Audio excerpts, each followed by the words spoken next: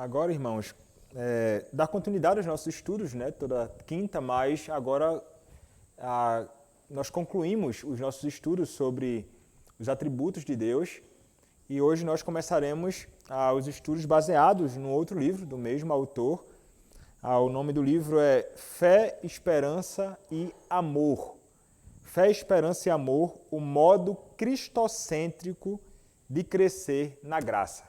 Então é um livro muito interessante, que é como se fosse um catecismo, há perguntas apresentadas pelo próprio autor, resposta breve apresentada pelo próprio autor e comentários acerca destas perguntas. E o livro inteiro ele é baseado no texto de 1 aos Coríntios, capítulo 13, verso 13, que diz: Agora, pois, permanecem a fé, a esperança e o amor, estes três. Porém, o maior destes é o amor. 1 aos Coríntios, capítulo 13, verso 13.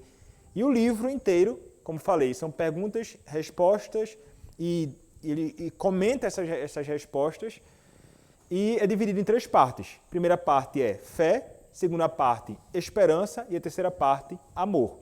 Justamente na ordem que é disposta aqui neste verso de 1 Coríntios 13, 13.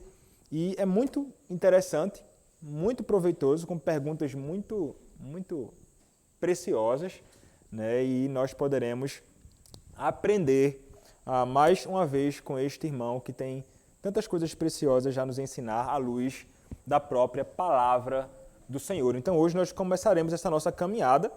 Salvo engano, são 58 perguntas. Então vai dar para 58 quinta-feiras, será? 58 quintas.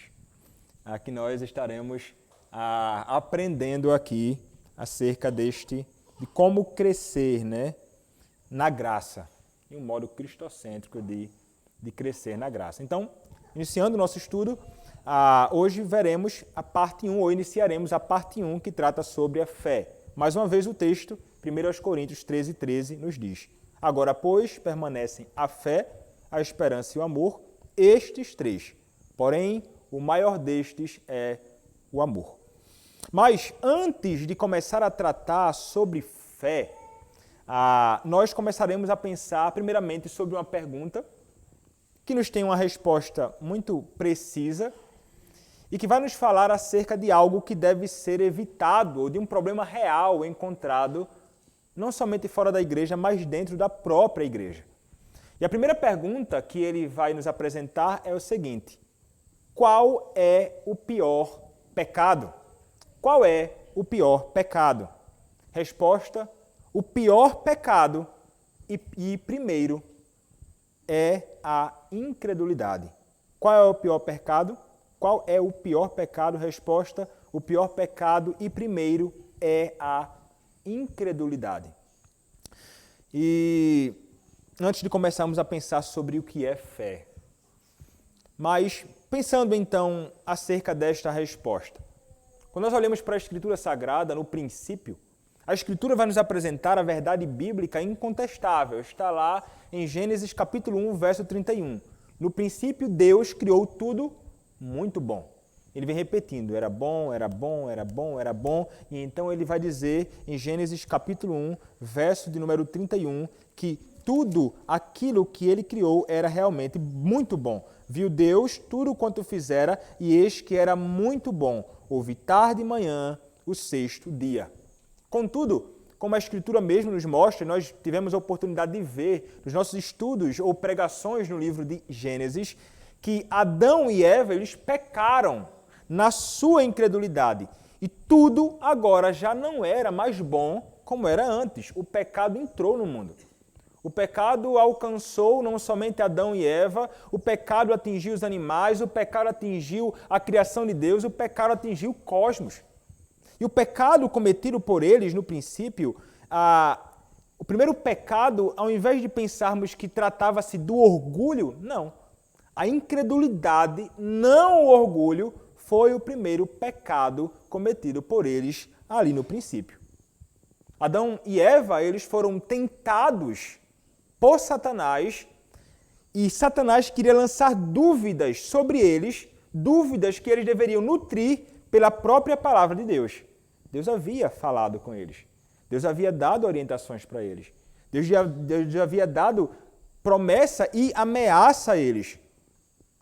Mas Satanás então vai lançar dúvidas, inclusive sobre os avisos que Deus deu quanto às consequências que eles haveriam de experimentar. E Satanás então vai tentar lançar essa dúvida. Nós encontramos Satanás maliciosamente lançando uma dúvida sobre as palavras do próprio Senhor em Gênesis capítulo 3, verso 1. A palavra nos diz: mas a serpente, mais sagaz que todos os animais selváticos que o Senhor Deus tinha feito, disse à mulher: é assim que Deus disse, não comereis de toda a árvore do jardim? E o verso 4 também nos diz: então a serpente disse à mulher: é certo que não morrereis. Então, nós vemos Satanás, então, aqui, invertendo ou lançando dúvidas na cabeça de Adão e Eva naquele momento. E depois, então, deste lançar dúvidas sobre a palavra de Deus, eles foram conduzidos ao orgulho, desejando, então, se tornar como Deus. Mas, inicialmente, eles passaram a não confiar ou não acreditar nas próprias palavras de Deus. O orgulho vem posteriormente como fruto do pecado deles, da incredulidade deles na palavra de Deus, como diz Gênesis 3:5, o orgulho nos diz assim: porque Deus sabe que no dia em que dele comerdes, se vos abrirão os olhos e como Deus sereis conhecedores do bem e do mal. Então, a incredulidade, irmãos, está no princípio. Por essa razão, a resposta que diz o pior pecado e primeiro é a incredulidade. E a incredulidade, irmãos, ela não ficou ali no princípio somente em Adão e Eva. A incredulidade, ela passou para frente, como uma herança terrível que foi lançada para aqueles que vieram como posteridade do próprio Adão, como posteridade da própria Eva.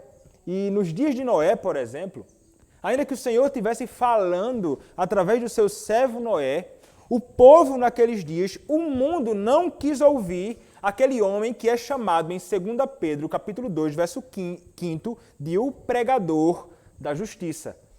Eles não acreditavam nas palavras dele. Havia, então, incredulidade no coração daquelas pessoas naqueles dias de Noé, como Pedro, então, nos ensina e nos mostra, e o próprio relato bíblico também nos ensina isto. A incredulidade era o pecado também do povo mais à frente na saída do Egito. Havia incredulidade no coração deles. E o salmista nos mostra isso. Nós cantamos isto agora, no Salmo 95. O Salmo 95, no verso 7º e 8º, vai nos relatar, vai nos mostrar a incredulidade que havia no coração do povo do Senhor naqueles dias. O verso 7º e 8º nos diz assim: Ele é o nosso Deus e nós, povo do seu pasto e ovelhas da sua mão. Hoje, se ouvirdes a sua voz, não endureçais o coração como em Meribá, como no dia de Massá, no deserto. E o apóstolo, em Hebreus capítulo 3, vai tratar muito, enfatizando e inclusive mencionando o Salmo 95, reforçando a incredulidade que havia no coração dessas pessoas. E porque eles, por causa da incredulidade deles, por essa razão, muitos, não poucos, do povo de Deus morreram no deserto. O Salmo, ou melhor, Números capítulo 26, verso 65, vai nos falar acerca disto. Números capítulo 26, verso 65 nos diz: porque o Senhor dissera deles que morreriam no deserto, e nenhum deles ficou, senão Calebe, filho de Jefoné, e Josué, filho de Num. E esse povo, então, não conseguiu entrar na terra prometida por causa da incredulidade. Diz assim Hebreus, capítulo 3, verso de número 19. Hebreus, capítulo 3, verso 19, falando sobre o que aconteceu no passado, ele vai dizer assim: vemos, pois, que não puderam entrar por causa da incredulidade. Então, isso realmente passou para a sua posteridade, não ficou ali somente no princípio. E é interessante que quando nós olhamos esses relatos no Antigo Testamento, nós podemos encontrar correspondentes desse pecado da incredulidade no Novo Testamento também. E Jesus Cristo, ele é alguém que vai nos mostrar isto. O nosso Senhor Jesus Cristo, ele se admira com duas coisas no Novo Testamento. Nós podemos ver, primeiramente, o Senhor Jesus Cristo ficando admirado com a fé do centurião romano, com a fé deste homem, como nos mostra Mateus capítulo 8, verso 10. Mateus capítulo 8, verso número 10. Ouvindo isto, admirou-se Jesus e disse aos que o seguiam: em verdade vos afirmo que nem mesmo em Israel achei fé como esta. Mas o Senhor Jesus Cristo, ele não se admira apenas da fé, mas a incredulidade do seu povo em Nazaré também causa em Cristo grande admiração. É isso que nos diz Marcos, capítulo 6, verso 6. Marcos, capítulo 6, verso 6, nos diz assim: admirou-se da incredulidade deles. Então, admiração pelo tamanho da fé e admiração também com a incredulidade do seu próprio povo. Então, Cristo, ele mostrou isso na sua caminhada. E veja, esse pecado, ele continua crescendo. Não é um pecado que ficou nos dias de Adão, nem nos dias de Noé. Não. É um pecado que não ficou somente nos dias de Cristo. É um pecado que se estende a nós até hoje. As pessoas hoje, semelhantemente ao povo nos dias de Noé, não creem no que Deus tem a dizer por meio do seu Filho. Rejeitam. Há incredulidade no próprio coração deles. As pessoas não creem que podem trocar a incredulidade pela fé no Pai e no Filho. Elas simplesmente desconsideram esta realidade. Por quê? Porque há incredulidade no coração dessas pessoas. Está aí ao nosso redor. Precisa nós andarmos muito para contemplarmos esta realidade ao nosso redor. Basta você sair aqui pelas ruas de Dom Eliseu, pelas ruas de Rondon do Pará, por onde você caminhar, você vai ver com muita clareza essa realidade fora da igreja de muita e muita incredulidade. Mas você vai também encontrar no meio do povo de Deus muita incredulidade também. Basta você se dar ao trabalho de sentar com alguém para conversar acerca de qualquer coisa relacionada à fé. Há muita incredulidade no coração do povo do Senhor hoje ainda. Trata-se de um problema real, irmãos, a incredulidade, apontada pelo próprio Deus no passado como uma experiência de muitos, dentro e fora da própria igreja. Mas fé, irmãos, é exigido de nós. Sobretudo de nós que conhecemos a Deus, a fé, ela deve ser real. E eu não estou falando aqui de tamanho de fé, eu estou falando de fé. Estou falando de profundidade da fé, eu estou falando de fé. Fé tendo um objeto muito específico, como falei numa das pregações aqui. A fé, o objeto da fé é o que é mais importante, não necessariamente a extensão ou profundidade da fé, mas o objeto da nossa fé. E a fé, ela realmente é exigida de nós. A fé, ela vai fazer separação de todas as coisas. A fé nos faz distintos também. E nos faz distintos e diferentes em meio às circunstâncias que nós experimentamos na nossa própria vida. Nossos temores, nossos problemas, nossos pecados, ansiedades, são todos solucionados pela fé. Ou em quem nós depositamos a nossa fé e a nossa confiança. Tudo gira em torno de incredulidade ou de crer, ou de fé. Males que nos vêm por causa da incredulidade, ou paz e bênçãos que nos vêm até nós, são derramadas sobre nós através da fé. A fé, irmãos, é algo que é nos descrito na Escritura como algo pequeno, e realmente é algo pequeno, mas a Escritura vai nos mostrar que, ainda que seja algo pequeno, é algo ainda assim muito poderoso. Se você conferir o que diz Mateus capítulo 17, verso 20, vai nos falar acerca desta realidade. Sim, é pequeno, mas é poderoso. Mateus capítulo 17, verso 20 nos diz: E ele lhes respondeu, por causa da pequenez da vossa fé. Pois, em verdade vos digo que, se tiverdes fé como um grão de mostarda, direis a este monte, passa daqui para acolá, e ele passará, nada vos será impossível. E por mais que seja fraca a fé em nós, esse dom que vem de Deus, e a fé é um dom de Deus, vence todas as coisas, por causa daquele que é o conquistador, a quem esta fé nos une. O conquistador é Cristo, como vai nos ensinar Mateus capítulo 14, verso 31. Então, quando essa fé que é um dom de Deus, ela vence todas as coisas, não por causa de nós simplesmente, mas por causa daquele que é o conquistador, a quem essa fé nos une. A fé nos une à pessoa do nosso Senhor e Salvador Jesus Cristo, a segunda pessoa da Trindade. Então nós possuímos fé, fé que nós recebemos. Nós não compramos. Nós não criamos essa fé em nós como se fosse capaz de gerar em nós, simplesmente por causa da nossa própria vontade, fé. Não. A fé vem do próprio Deus. Trata-se de uma dádiva, ou como alguns gostam de chamar, de um presente que o Senhor Deus dá a mendigos miseráveis como nós. Mas veja, essa fé, irmãos, a fé não é estática. A fé, ela não é nos dada e permanece da forma que nos foi dada necessariamente. Há coisas na nossa caminhada que fazem com que nossa fé ela seja mais robusta ou que a nossa fé ela seja enfraquecida. Pecados, problemas reais na nossa caminhada podem servir tanto para enfraquecer a nossa fé como para fazer a nossa fé mais robusta. A nossa fé ela deve ser amadurecida, mas ela muitas vezes é enfraquecida.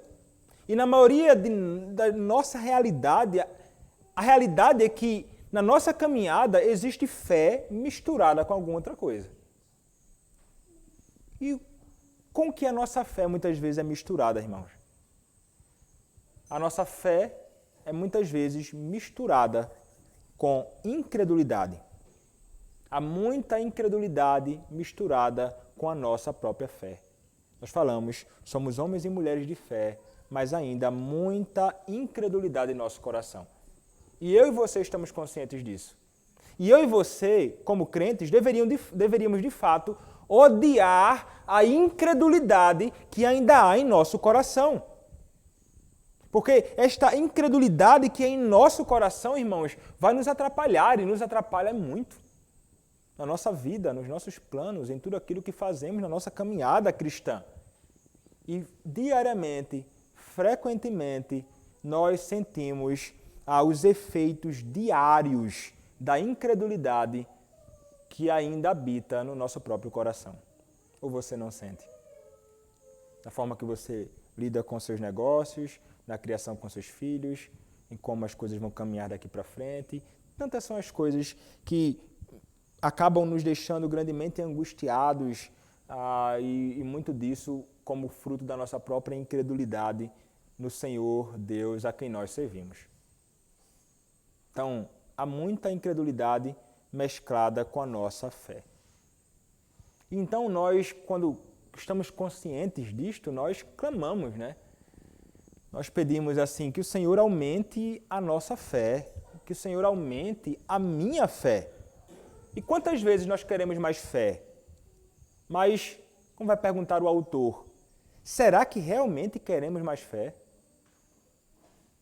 Será que estamos preparados para como ela nos afeta a nossa vida no mundo, afligido pelo pecado, pela miséria e pela incredulidade? Será que nós estamos preparados para uma fé realmente imensa e grandemente robusta, que vai olhar para as circunstâncias ao nosso redor e vai ter, então, de lidar com elas de um modo distinto? A fé, irmãos, exige um preço de nós. A fé requer algo de nós.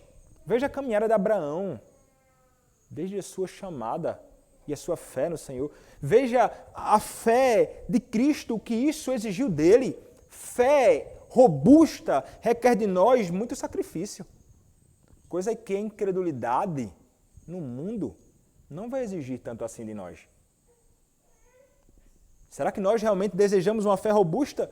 É óbvio que devemos desejar, mas devemos estar conscientes de quanto uma fé real e robusta vai exigir, de quanto isso vai exigir de nós. De abrirmos mão de muitas coisas, de encararmos muitas coisas.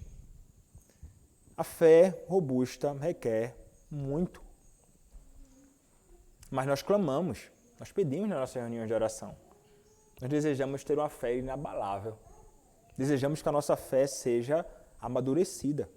E roguemos ao Senhor por isso, sim. Que o Senhor aumente a nossa fé. Mas, irmãos, na nossa caminhada, eu imagino, eu penso que até o fim da nossa vida ainda haverá incredulidade. Incredulidade que permanece nos nossos membros. A incredulidade, irmãos, ela permanece no cerne de nosso pecado. A incredulidade, ela permanece no cerne de nosso pecado e no cerne de nosso amor ao pecado. A tudo aquilo que fazemos na nossa vida. Enquanto nós lutamos para crer, também, em muitos momentos, aproveitamos em algum grau a incredulidade. E esse é o problema, vai dizer o autor. Deus precisa convencer seu povo repetidas vezes de que a fé sempre representa o melhor caminho. A fé, o crer nele, sempre representa o melhor caminho, mesmo que seja a forma mais dolorosa, mesmo que seja a forma mais difícil de se viver num mundo caído, num mundo esfacelado, num mundo bagunçado. O caminho melhor não é o caminho mais fácil da incredulidade, do caminho mais atraente da incredulidade, mas o caminho da fé, vivida realmente em nossa própria caminhada. Isso é o que o Senhor frequentemente tem de nos recordar. Ainda que o outro caminho, que não é um caminho bom, ainda que seja atraente, ele não deve ser considerado por nós. O que deve acontecer conosco, irmãos, na nossa caminhada, assim como nós somos chamados a pelo Senhor, mortificar todos os nossos pecados pelo Espírito, nós somos chamados pelo próprio Deus a mortificarmos a incredulidade pelo seu Espírito. A incredulidade é pecado. Somos chamados a mortificar os nossos pecados. É isto que diz o apóstolo Paulo em Romanos capítulo 8, verso de número 13. Porque, se viverdes segundo a carne, caminhais para a morte, mas se pelo Espírito mortificardes os feitos do corpo, certamente vivereis. É um chamado à mortificação, é um chamado a matar o pecado. Como vai dizer John Owen, se você não matar o pecado vai te matar. Se você não mortificar o pecado vai lançar você na sepultura. E o pecado da incredulidade, irmãos, é terrível. O cristão será sensível e ele reconhecerá seu pecado, que ainda permanece nos seus próprios membros. E nós devemos ser assim. Nós devemos reconhecer e perceber a iniquidade que há em nós ainda. Como devemos identificar em nós ainda o pecado da incredulidade, que permanece em nossa natureza ainda que seja uma natureza renovada. Nós fomos vivificados pelo próprio Espírito Santo de Deus. Fomos transformados. Já não somos o que éramos antes. Mas, como vai dizer o puritano, confessando então o que havia ainda no seu coração, veja o que este homem vai dizer. Ó Senhor, sou ignorante ao extremo dos teus caminhos, duvidoso da tua verdade. Sou desconfiado do teu poder e da tua bondade, desobediente aos teus mandamentos. Tu concedeste raras e excelentes promessas na tua palavra, mas eu não as examino. Não me regozijo nelas, não me apego a elas em verdade e firmeza. Não ponho nelas meu coração e nem as torno minhas para guardá-las com cuidado. Puritano, Você pensa assim, os homens mais piedosos que os homens puderam pisar nesta terra, talvez, nos últimos séculos, mas que confessa ainda um coração tão bagunçado com pecados, tão cheio de incredulidade, tão cheio de pouco interesse nas verdades de Deus como reveladas na sua própria palavra. E essa poderia ser a nossa oração, irmãos.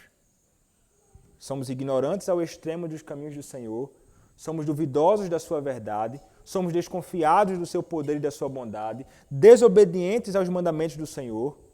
Sabemos que o Senhor nos concedeu raras e excelentes promessas na palavra, mas nós não examinamos, não nos alegramos nelas, não nos apegamos a elas em verdade e firmeza, não colocamos nela o nosso coração, nem as tornamos para os nossos corações, guardando em nossos corações as palavras e as promessas do Senhor com todo cuidado. Nós vacilamos muito nisto, muito também por causa da nossa própria incredulidade. Então a incredulidade é realmente um grande pecado. E a incredulidade vai dar origem a muitos e muitos outros pecados. Como vai dizer o autor, a incredulidade diz a Deus, em essência, para calar-se, pois não queremos ouvir o que ele diz.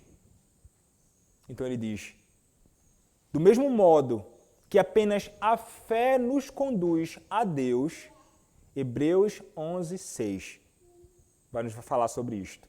Do mesmo modo que apenas a fé nos conduz a Deus, o apóstolo vai nos dizer, dizendo assim, Hebreus capítulo 11, verso 6, de fato, sem fé é impossível agradar a Deus, porquanto é necessário que aquele que se aproxima de Deus creia que ele existe e que se torna galardoador dos que o buscam. Então, do mesmo modo que a fé, que apenas a fé nos conduz a Deus, a incredulidade nos faz fugir dele. A incredulidade nos afasta do Senhor, nos lança para longe. Irmãos, mais uma vez voltando para Cristo. Cristo, ele é alguém que se entristece por causa da incredulidade. Isso, inclusive, fica claro nas próprias palavras do próprio Senhor Jesus Cristo aos seus discípulos. Como nós encontramos, por exemplo, lá em Lucas, capítulo 24, verso de número 25, quando eles estão no caminho de Emaús. O que entristeceu Cristo no caminho de Emaús, irmãos? Lucas 24, 25 nos diz assim, então lhes disse Jesus, ó nécios e tardos de coração, para crer tudo o que os profetas disseram. Depois, então, Cristo aparece aos 11 e aponta a incredulidade deles no versículo 38 do mesmo capítulo. Mas ele lhes disse, porque estáis perturbados e porque sobem dúvidas ao vosso coração. E noutra ocasião, então, o registro nos é apresentado por João, capítulo 20, verso 29, o Senhor vai repreender Tomé, que creu apenas quando viu a Cristo. Isso está implícito. Ele vai repreender ele por causa da sua própria incredulidade. O que acontece, irmãos, então, quando nós agimos com incredulidade na nossa caminhada, esse pecado que é grave, nós pecamos contra o Senhor. Veja, Cristo, ele é o remédio contra a culpa e o poder do pecado que nós experimentamos na nossa própria caminhada. Mas quando nós agimos com incredulidade, nós pecamos contra o próprio remédio que é Cristo. Nós pecamos contra o próprio remédio. A incredulidade, então, se mostra como algo terrível no crente e no descrente. E a incredulidade, irmãos, vai nos fazendo ficar cada vez mais debilitados. A incredulidade debilita. A incredulidade tira as nossas forças. A incredulidade não permite que caminhemos. A incredulidade faz muitas coisas conosco, irmãos. Veja, por que as pessoas oram tão pouco? Porque nós oramos tão pouco. Porque não cremos nas verdades das promessas feitas a nós por Deus na sua palavra. Porque não cremos de verdade nas promessas feitas pelo Senhor sobre a oração. Se nós crêssemos de todo o nosso coração nas promessas feitas por Deus sobre a oração, nós oraríamos muito mais. Quantas orações, irmãos, são sufocadas pela incredulidade do nosso próprio coração? Quantas vezes nós sufocamos muitas orações que poderíamos ter feito por muitos, por nós, pelo reino, pelo evangelho, mas não fazemos porque a incredulidade nossa nos impede de dobrarmos nossos joelhos e clamarmos a Deus. Veja que a incredulidade, ela nos leva a muitos problemas práticos na nossa própria caminhada. Veja, por que as pessoas se afastam de Deus? Por que vão para longe do Senhor? Por causa da sua incredulidade. Romanos capítulo 11, verso 20, vai nos falar acerca disto. Mas Hebreus 3,12, de modo muito claro, nos fala sobre isto também. Hebreus capítulo 3, verso 12, o apóstolo vai nos dizer o seguinte: tende cuidado, irmãos, jamais aconteça haver em qualquer de vós perverso coração de incredulidade que vos afaste do Deus vivo. Então é isso que conduz as pessoas para longe do Senhor, é a incredulidade. Porque muitas vezes, irmãos, nós mentimos. Por que razão muitos mentem? Porque eles não creem ou porque nós não cremos de verdade que Deus está presente e ouvindo toda a falsidade que nós falamos. Isso é o quê? Incredulidade. Porque as pessoas se preocupam demasiadamente com as coisas ao seu redor e na sua própria vida. Porque em sua incredulidade desejam estar no controle, ao invés de confiar na providência de Deus, no Deus que faz todas as coisas cooperarem para o bem do seu povo, da sua igreja, como nos diz Romanos capítulo 8, verso 28. Porque as pessoas são autossuficientes, irmãos. Porque em sua incredulidade pensam que não precisam de Deus. Então vejam que a incredulidade é terrível e, como disse o príncipe dos pregadores, a fé é como o cabelo de Sansão no cristão. Corte-o e fure os olhos dele. Ele não poderá fazer nada. Por quê? Porque a incredulidade vai nos desabilitar.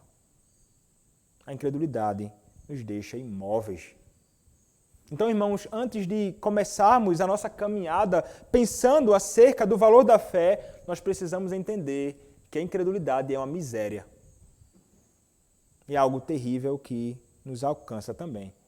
Mas devemos, como crentes, sim, nos preocupar com a incredulidade que há no nosso coração, mas também com o dever de descansarmos sempre naquele que é chamado fiel e verdadeiro, como nos apresenta Apocalipse 19, 11. Devemos descansar no nosso Senhor e Salvador Jesus Cristo, tendo como o nosso objeto da fé, tendo como aquele em quem nós podemos realmente descansar, e nós falaremos ainda bastante sobre essas questões relacionadas à fé, mas aqui, introdutoriamente, pensando que a incredulidade, irmãos, é algo terrível. É um pecado contra o nosso Senhor, é algo que traz grandes males para nós também nessa nossa caminhada. Que o Senhor Deus nos ajude, dando-nos a graça de confiarmos nele em toda e qualquer ocasião, crendo no Senhor Deus, em quem nós podemos confiar com toda segurança. Amém. Vamos